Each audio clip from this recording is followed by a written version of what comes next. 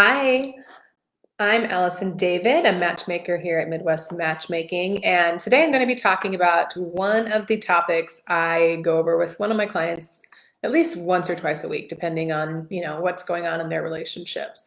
And that is navigating texting in the early stages, trying as they're getting to know someone. Um, so I'm gonna share my tips, good, bad, ugly, all that, while I've been, share some of our fun stories that we've had over the years and some even more recently than that. So let's just go ahead and jump right in and get started and see what we can come up with. Texting and dating can go together great. However, with kind of like a peanut butter and jelly sandwich, right? Like when it's the perfect amount and balanced correctly, it's perfect and it tastes great and blends together. But a little bit too much of one or the other can lead to a big, horrible mess, and you've got a lot to clean up there. Texting in the early stages of dating is very much like that. It can have a huge impact on your budding relationship. And as a dating professional, I have seen many of these stop dead in their tracks because someone said the wrong thing because of, a lack of patience. Maybe it was a poorly worded joke. And I've even seen people tell me because of bad grammar. All of these things count, and it makes sense when you think about it because it's all part of that first impression, right? Even if you've met one or two times, you're still getting to know each other. So you should be really careful about what and when you say things. As a matchmaker and a coach, I have been advocating for many years. If you've worked with me, you know this.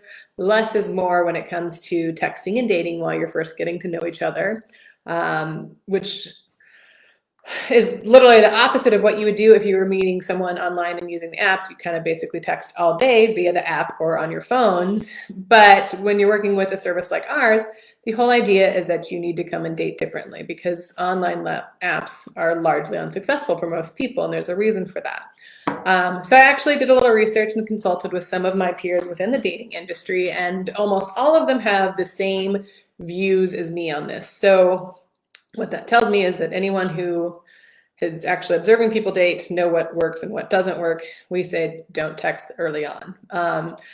But this is also something that there seems to be a lot of confusion for. And I know not everyone out there has access to a matchmaker or a dating coach. And that is why when I was doing some research, the top Googled phrases on this subject were texting in the early stages of dating, newly dating, how often to text, and how often should a guy text you in the beginning. And the one that made me really sad for this person was, does texting count as dating? And the answer there is no. Unfortunately, I'm sorry, it does not. But obviously this is something people they don't know about. Then there's tons of articles and things that you can read about it, but I'm here to just help all of you out there who are watching right now to give you the answers right here and there of what we would say and how we would advise to do this.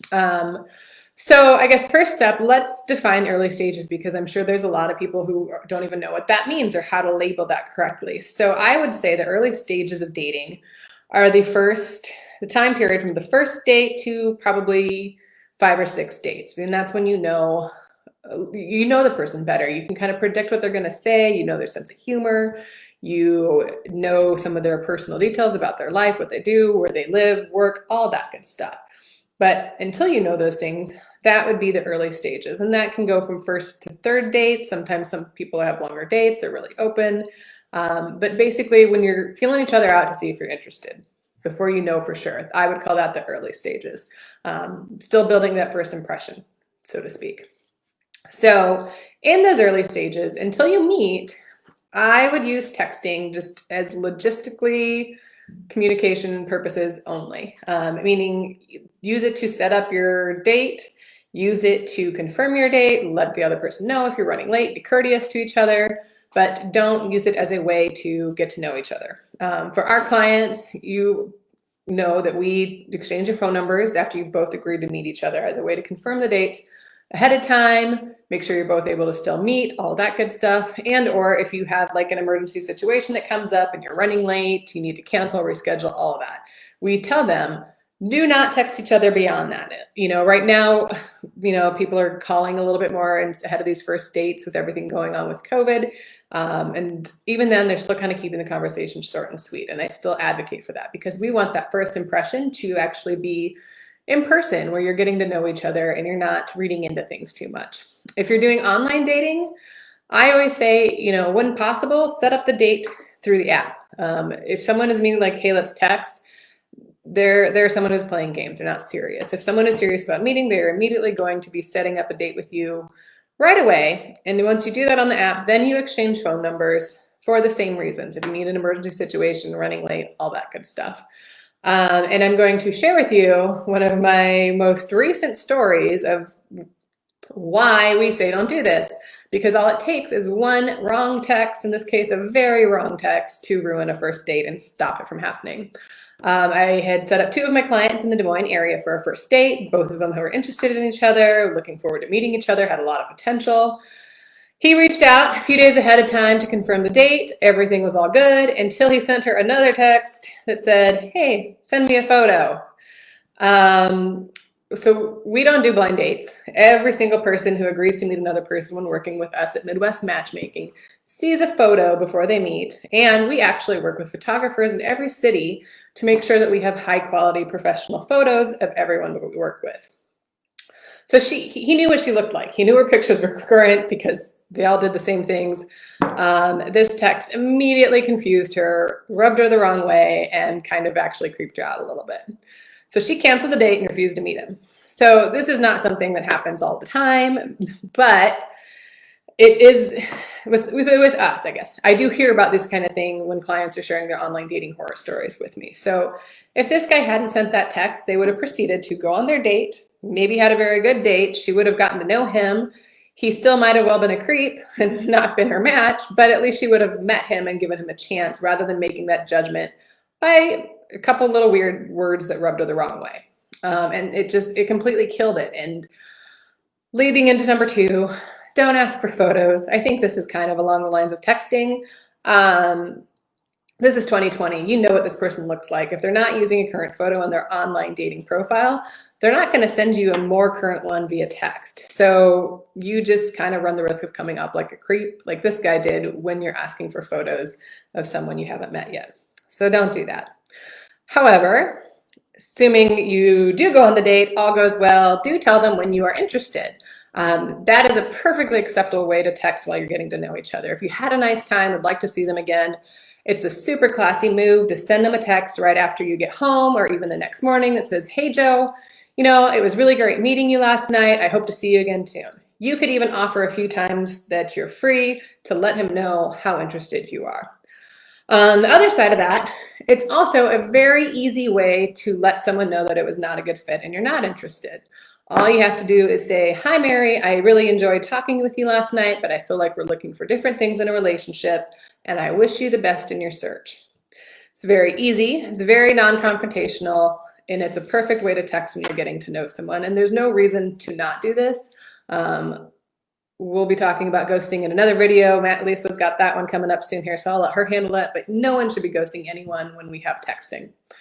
Number 4, my next tip here is to respond promptly whenever you can.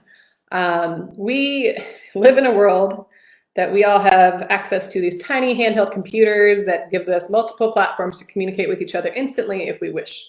So there's no excuse to not reply to a text for 3 or 4 days at this point. Like, that mode of thinking needs to be gone with the 90s.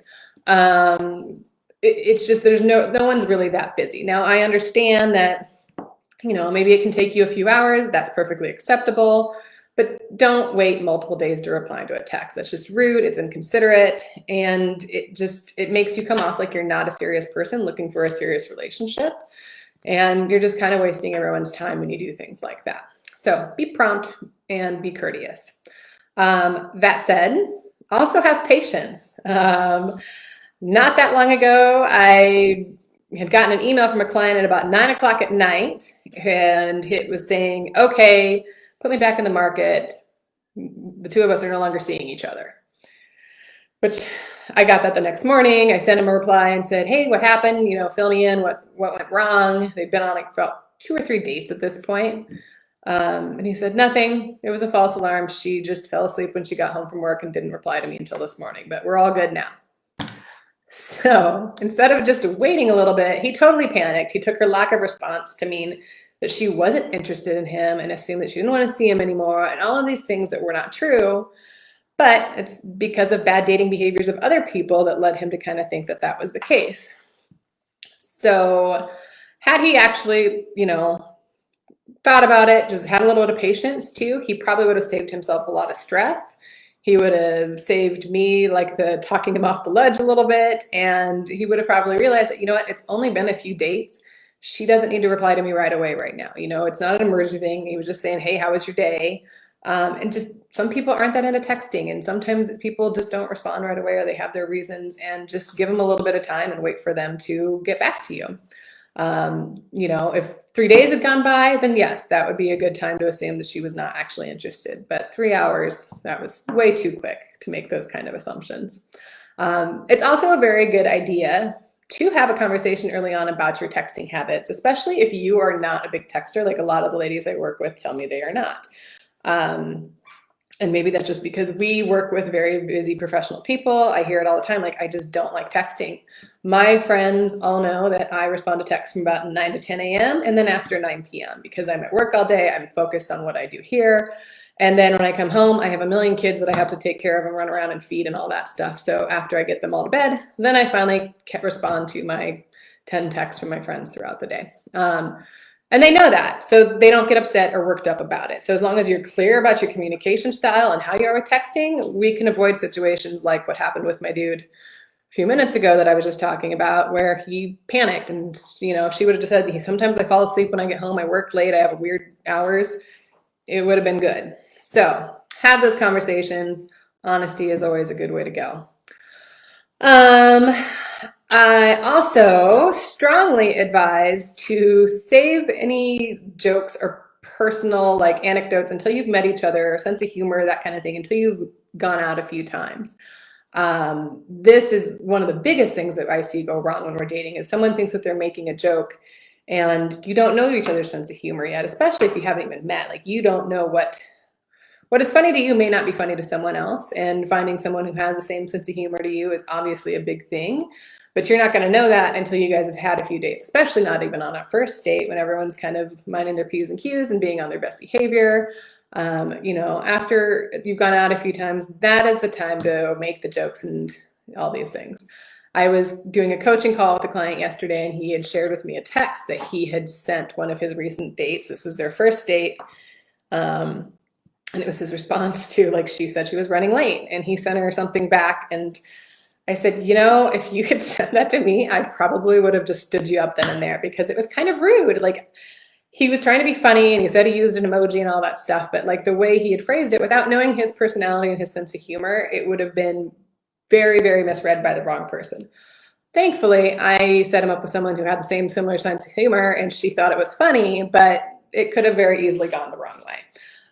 So jokes are great. Making someone laugh is fantastic, but wait until you get to know each other, because otherwise it's just way too easy to take things out of context or the wrong way. And my last tip is the other one that I see and hear all the time.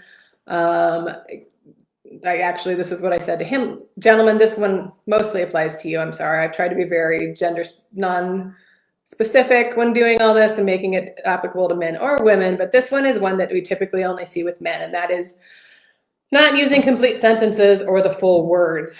And I've seen very smart, brilliant people who type out "you are" instead of "your," or "today," or I hear, the ladies will say he used the wrong form of "their" in the text, and I just can't do it. Ladies, before they know you, they're looking for a reason not to like you. I'm just going to say it. I'm sure every woman probably knows that that is the truth. I'm sorry, gentlemen, that that's what you're dealing with, but now you know, and you can have expectations going into it, and you can make sure that you're bringing your A game to every single date. So if you're using things like "your" or "today," or even OTW instead of saying "I'm on the way," you're going to get judged for it. If you're okay with that, continue to do it. But I would say use full sentences, listen to autocorrect. If it's telling you spelled something wrong, figure out how to spell it the right way. And instead of "on the OTW," say "I'm running a few minutes late, I'll be there in 10. Talk to text. It's fantastic. It may not be totally correct, but she'll get the gist of it. So those are my tips for the early stages. I would love to hear from you guys if you have any other questions and things that you would want to know about on this. Texting and dating is something that we go over a lot with coaching in our clients, and how to use it correctly and incorrectly and when to use it. And it can be a really great way to move things along in your relationship, but it just, until you get past those early stages, less is more. It just, like I said at the beginning here, it can have such a huge impact on their impression of you, that I would just be mindful of your tone, respond as quickly as you can, and make sure that you're keeping things very simple, and save the fun stuff until you get to know each other a little bit better. So I hope this is helpful to some people, and that if you are interested in learning more about how we work, whether it be our matchmaking services or coaching services, always reach out to us here on social media. You can message us. You can also go to our website at midwestmatchmaking.com, or you can call us at 402-991-4053. I hope this was helpful, and everyone have a great day.